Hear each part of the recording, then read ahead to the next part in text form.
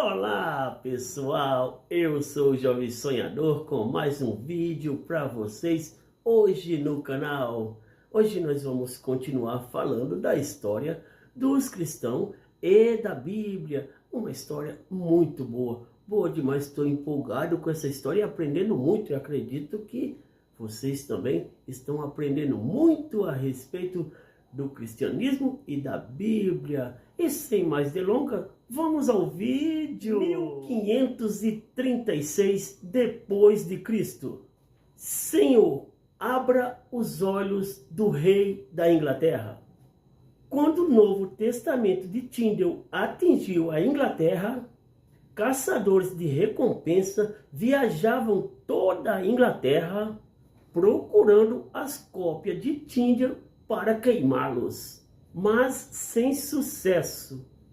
Tyndale começou a tradução do Velho Testamento, mais tarde mudou para Antuérpia, na Bélgica. Aprendeu a viver como um fugitivo e a vagar feito um errante de cidade em cidade.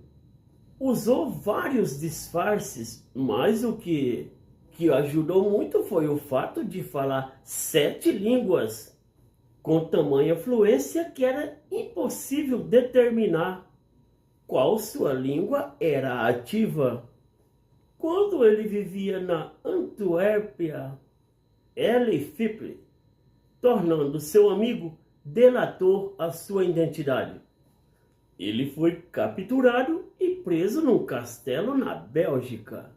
Foi culpado de sacrilégio e em 6 de outubro de 1536 foi levado para ser executado.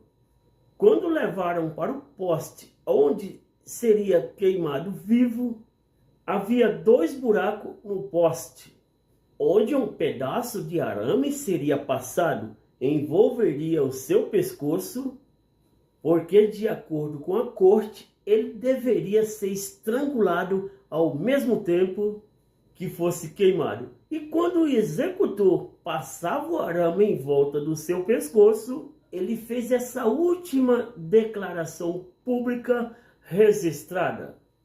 E foi em forma de prece: Senhor, abra os olhos do rei da Inglaterra.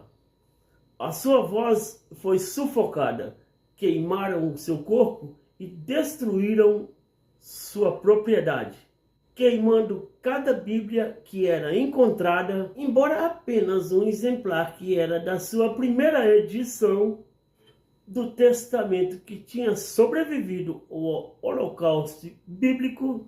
Seu empenho inspirou milhares. Suas prioridades deram orientação ao movimento da Reforma.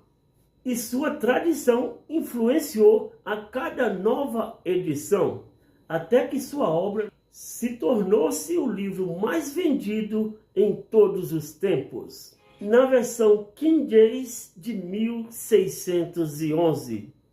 Após a morte de Tyndale, a Bíblia inglesa foi considerada um livro proibido. A rainha Era Morena acreditava piamente no movimento da Reforma.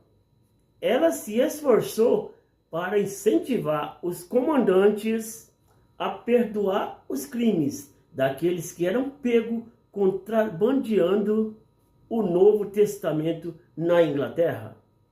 Ela recebeu um exemplar da Bíblia de Tyndale, que está até o dia de hoje no Museu Britânico. Entretanto, o rei Henrique VIII se apaixonou novamente por uma moça chamada Joan Sir. O rei aproveitou uma oportunidade para acusar Ana de adultério e mandou prender Ana numa masmorra. Foi condenada à morte e decapitada em 1538 depois de Cristo. A primeira Bíblia autorizada. Embora Tyndale não tinha concluído a tradução do Velho Testamento, John Roger, com a cunha Dom Mateus, concluiu o trabalho. Depois enviou os manuscritos para um editor inglês. O editor ficou tão impressionado com a obra que enviou para o arcebispo da Inglaterra a fim de ter aprovação oficial. O arcebispo enviou o manuscrito para o arcebispo VIII e ele miraculosamente deu a aprovação oficial para a edição de uma Bíblia inglesa na Inglaterra pela primeira vez. A Bíblia de Mateus nada mais é do que a Bíblia de Tyndale. Isso ocorreu logo 3 anos após a oração de Tyndale.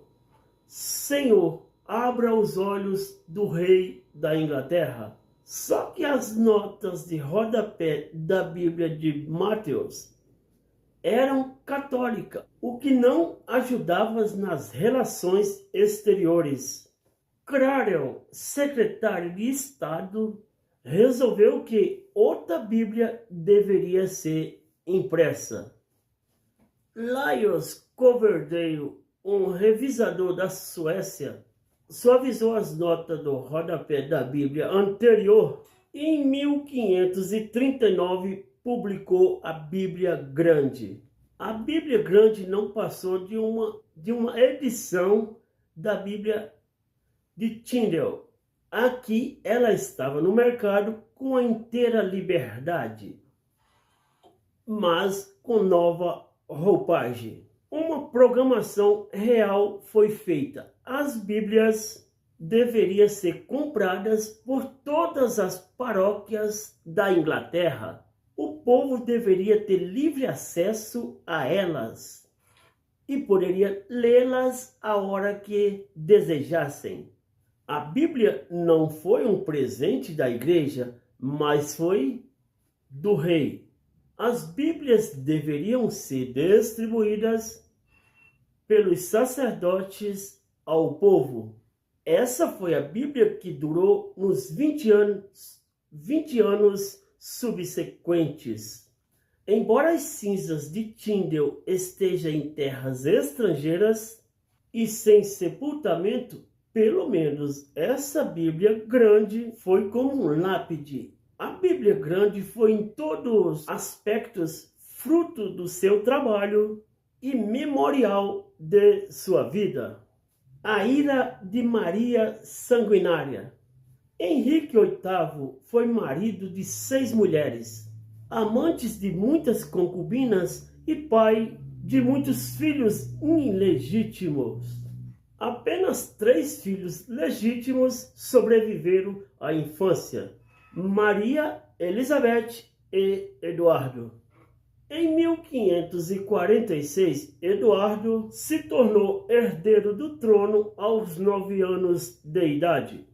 Tinha ele influência da doutrina reformadora e era um verdadeiro protestante, e contudo a sua saúde era fraca.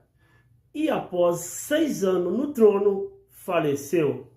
A filha mais velha, Maria, assumiu e herdou o trono. Foi totalmente oposta ao seu irmão, filha de Catarina de Aragão, e tinha na sua mente as lembranças infelizes que ocorreram com a sua mãe. Como o casamento da sua mãe foi considerado ilegal, ela foi tida como filha bastarda. Muitas vezes serviu de dama de companhia para sua irmã Elizabeth. Tinha 20 anos de idade quando a sua mãe morreu.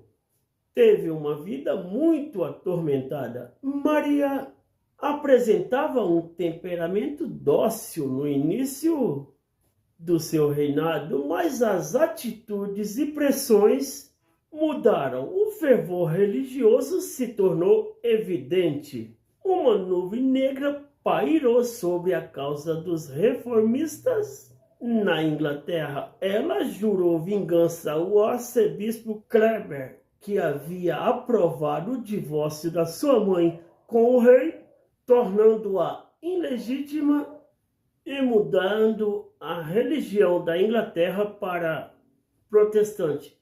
Prendeu todos os bispos que apoiavam o seu pai.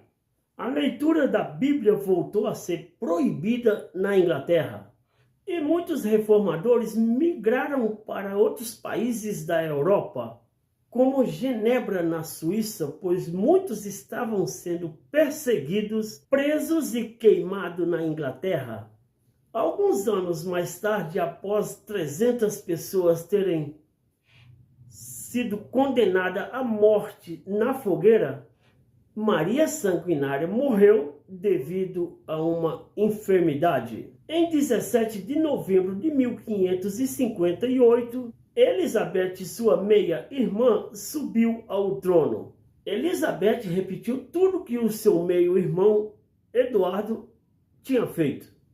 Cada paróquia deveria ter um exemplar da Bíblia completa e suspendeu a perseguição aos cristãos.